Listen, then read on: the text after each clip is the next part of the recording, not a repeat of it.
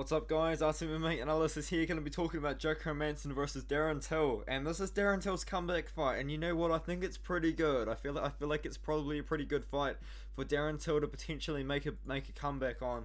He is 1-4 of his last 5, but he is still a big superstar. He's hanging out with Khamzat. I mean, he was 17-0 at one point, now he's 18-4, so 1-4 in his last 5 fights, unfortunately isn't really the greatest look for his career. But I reckon Darren Till should be able to win this fight, man. I do think that he probably does have the chops to beat Hermansson. He's been hanging out with Khamzat. He's been training with Khamzat. Hopefully that's more for the benefit rather than the detriment, because I do know that they seem to get up to no good together. They seem to have a lot of great times, which is cool and all, but when it comes down to it, Darren Till isn't 30 years old yet, you know. Darren Till, I feel like, still has the time to make a big comeback and make a run potentially in the division to the top 5, and maybe even another title shot if he's able to earn it. But Hermansson's not a joke. Hermansson did do some wrestling with Khamzat. So Khamzat is Darren Till's potentially main wrestling partner for this fight. Has been in, not really the octagon or the cage, but he's been training, or he's been fighting against Hermansson in wrestling. And well, you all know what Hermansson is good at. Hermansson isn't a wrestler. He's a jiu-jitsu guy, and he's got very, very good submissions, and he will be looking to take the fight to the grounds, because Darren Till is going to excel in the striking in this fight, in my opinion. You've got to look at Hermansson's fight against Edmund Shabazian, I feel like, if you want to make somewhat of a comparison, because Edmund Shabazian won the first round of that fight.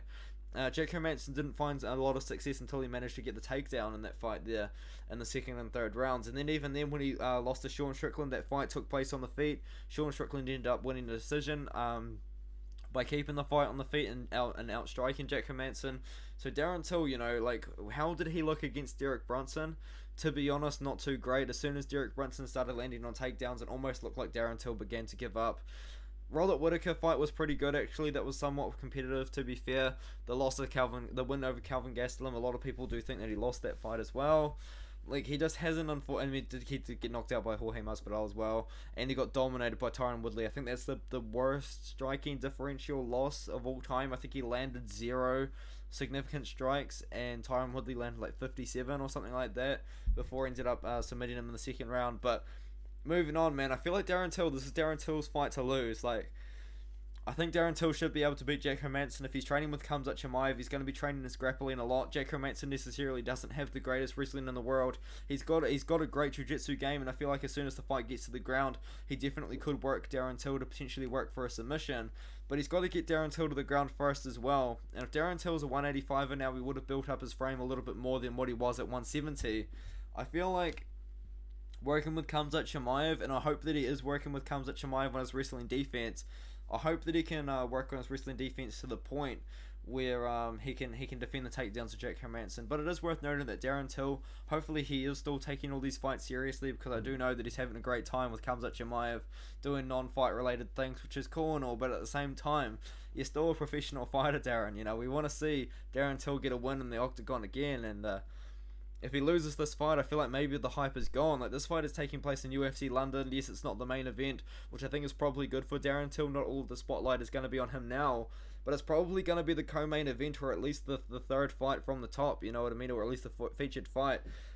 I think Darren Till should win this fight, but he really needs to keep the fight on the feet, or else Hermansson will lock up a sub. That's Hermansson's way to win, is Hermansson's submission. Darren Till potentially could find a KO over Hermansson. He did get knocked out by Jared Cannonier, but that is Jared Cannonier. He did lose a decision to Marvin Vettori, but Marvin Vettori ain't that bad, you know what? Like, I always thought that he was kind of a bit of a bum, but he's actually a lot better than I thought he was. And then he did lose the split decision to Sean Strickland. But yeah, Darren Till, hopefully he can win this one here. It's definitely a tough test, but probably a potential bounce back that he could potentially win. So yeah, I'm going to slightly side with Darren Till at the moment, but when it comes down to the breakdown, I could definitely see myself jumping on the Hermansson side, Hermansson submission side, because that's what he's so good at. He submitted Calvin Gastelum very quickly. He did beat Edmund Shabazian by utilizing some wrestling in the later rounds, like his 3-round fight. Like, can Darren Till keep Hermansson off him for 3 rounds? I think so. So I'm going to be picking Darren Till to win this one.